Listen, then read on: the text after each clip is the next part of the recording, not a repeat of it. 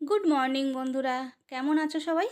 আশা করছি সবাই খুব ভালো আছো আর সুস্থ আছো। তো দেখো, সকালবেলা পুজোর ফুল হাতে তোমাদের সবাইকে গুড মর্নিং করে দিলাম। তো সকাল সকাল একটু পুজোটা করে নিই। আর সকালবেলা তোমাদের না ওই ঘরের কাজগুলো তেমন কিছু দেখানো হয়নি। চলো আগে পুজোটা করে নিই, তারপর তোমাদের সঙ্গে কথা হচ্ছে।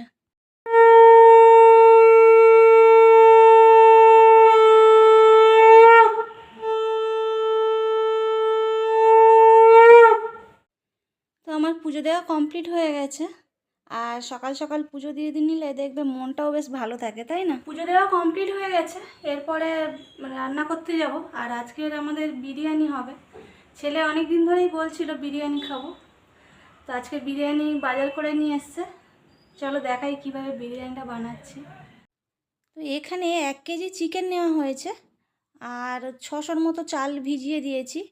তো এবারে চিকেনের মধ্যে 3 চামচ টক দই, 1 চামচ রসুন বাটা, 1 চামচ আদা বাটা, হলুদ গুঁড়ো, লঙ্কা গুঁড়ো, জিরে গুঁড়ো আর বিরিয়ানি মশলা খানিকটা দিয়েছি।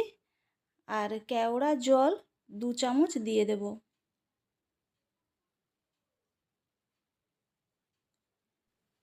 তো এর মধ্যে একটু লবণ দিয়ে দেব আর সাদা তেল দিয়ে দেব। দিয়ে চিকেনটা ভালো করে মাখাতে হবে।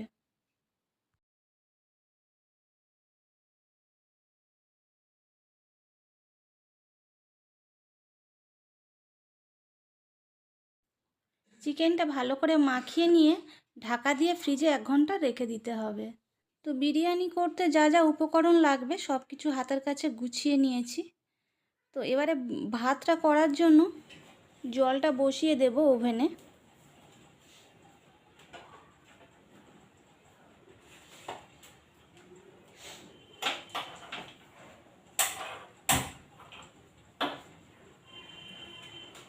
আর এদিকে আলুটা সিদ্ধ বসিয়ে দিয়েছি, হাফ সিদ্ধ হবে, ওটা নামিয়ে নেব। আর এদিকে দেখো জলের মধ্যে লবণ দিয়ে দিয়েছি, তেজপাতা, গোটা গরম মশলা আর একটু জিরে দিয়ে দিয়েছি।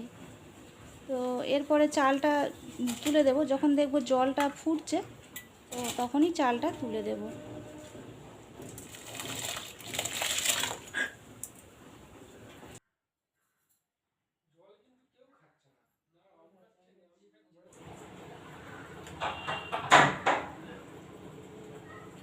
তো মোটামুটি আলুটা 50% সিদ্ধ হয়ে গেছে, এবারে নামিয়ে নেব।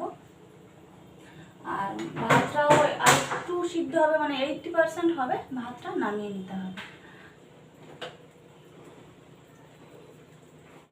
তো দেখো আমার ভাতটা হয়ে গেছে। তো এখানে রেখে দিলে একসঙ্গে দেখবো গরমে গরমে ভাতটা বেশি সিদ্ধ হয়ে গেছে। তো এই জন্য না ওই থালাতে করে ভাতটা ঢেলে নেব, তাহলে আর গরমটা থাকবে না, ঠান্ডা হয়ে যাবে আর ভাতটা মানে ঝরঝরে থাকবে।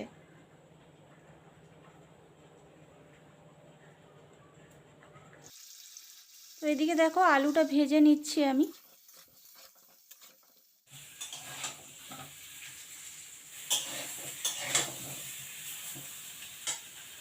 আমার ছেলে অনেক দিন ধরেই বলছিল বিরিয়ানি খাবো বিরিয়ানি খাবো, আর কী বলতো করা হচ্ছে না। বিরিয়ানিতে একটু খাটনিটা অনেকটা বেশি।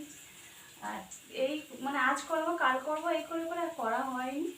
তো আজকের বিরিয়ানি মানে কাল রাতটা ঠিক হয়েছে বিরিয়ানি হবে, আর আজকের ভোরবেলা বৃষ্টি হয়েছে, ওয়েদারটাও ঠান্ডা ঠান্ডা। তো আমার ছেলে বলছে দেখো কালকে বিরিয়ানি খাবো বললাম আর আজকে বৃষ্টি হলো, কত ভালো হলো, এবার ঠান্ডায় ঠান্ডায় বিরিয়ানি খাওয়া হবে।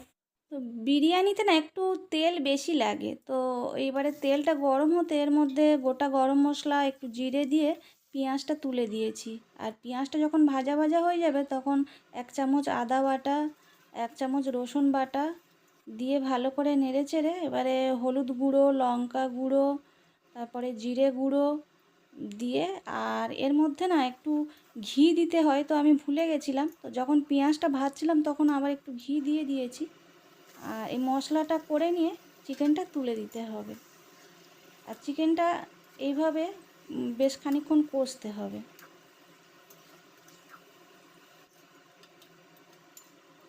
তো খানিকক্ষণ কষে নিয়ে এরপরে পরিমাণ মতো লবণ দিয়ে দিতে হবে। আর এটা বেশ ভালো করে একটু কষা মতো হয়ে গেলে এরপরে ভেজে রাখা আলুটা দিয়ে আরও খানিকক্ষণ একটু কষে আর খানিকটা জল দিয়ে দিতে হবে।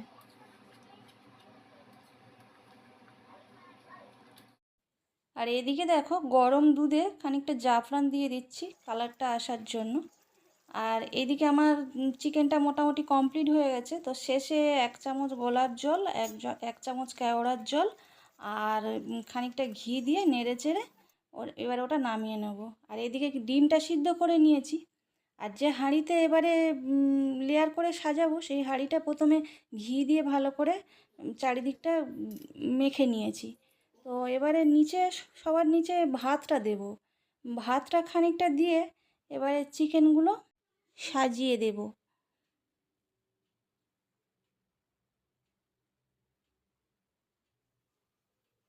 তো চিকেন দিয়ে এরপরে 1 চামচ গোলাপ জল, 1 চামচ কেওড়ার জল দিতে হবে। তারপরে মিঠা আতর 1 ড্রপ, এরপরে গোলমরিচ একটু চারিদিকে ছড়িয়ে দেব।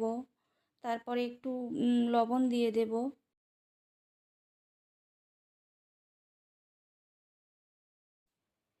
এরপরে খানিকটা ঘি দিয়ে দিলাম। আর ওই যেটা জাফরান ভিজিয়ে রেখেছিলাম দুধ, ওটা একটু দিয়ে দেবো। জাফরানের কালারটা এবারে ঠিক হয়নি। আর তেল, চিকেনের তেলটা আলাদা করে আমি বাটিতে ঢেলে রেখেছিলাম, ওই তেলটা দিয়ে দিলাম। দিয়ে আবার একটা লেয়ারে ভাত দিয়ে দেব। ভাতটা দিয়ে ফের এবারে আরেক লেয়ার চিকেনটা দিয়ে দেব।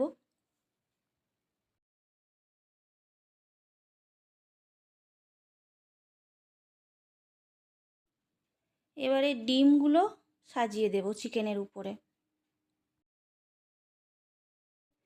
তো এর উপরে আরও 1 লেয়ার বাদবাকি যে ভাতটা রয়েছে ওটা দিয়ে দেব। তো মাঝের লেয়ারে না যখন আমি চিকেনটা সাজাচ্ছিলাম তখন বিরিয়ানি মশলাটা দেওয়া হয়নি, ওটা ভুলে গেছি।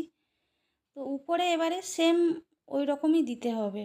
তো যেটুকু তেল ছিল বাদবাকি ওটা দিয়ে দিয়েছি। আর এরপরে ওই জাফরানের যেটুকু দুধ আছে, জাফরান ভেজানো, ওটাও দিয়ে দেব। আর গোলমরিচ দিচ্ছি আগের মতো পুরো।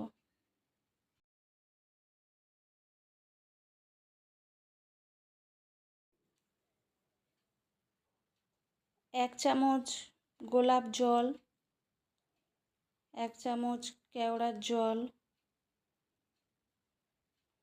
1 ড্রপ মিঠা আতর, তারপরে খানিকটা ঘি, লবণ,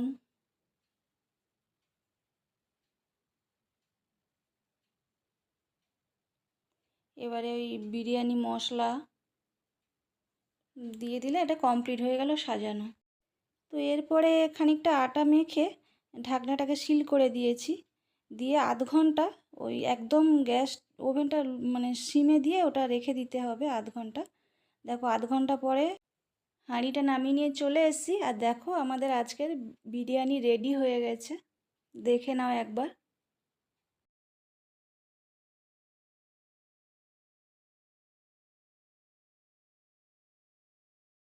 আর বিরিয়ানির সঙ্গে স্যালাড কেটে নেওয়া হয়েছে, আর সঙ্গে আছে টক দই।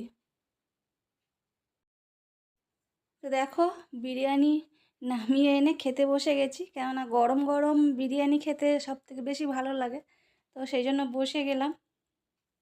আর বিরিয়ানিটা খুব টেস্টি হয়েছিল। তো আজকের ব্লগটা এখানেই শেষ করছি।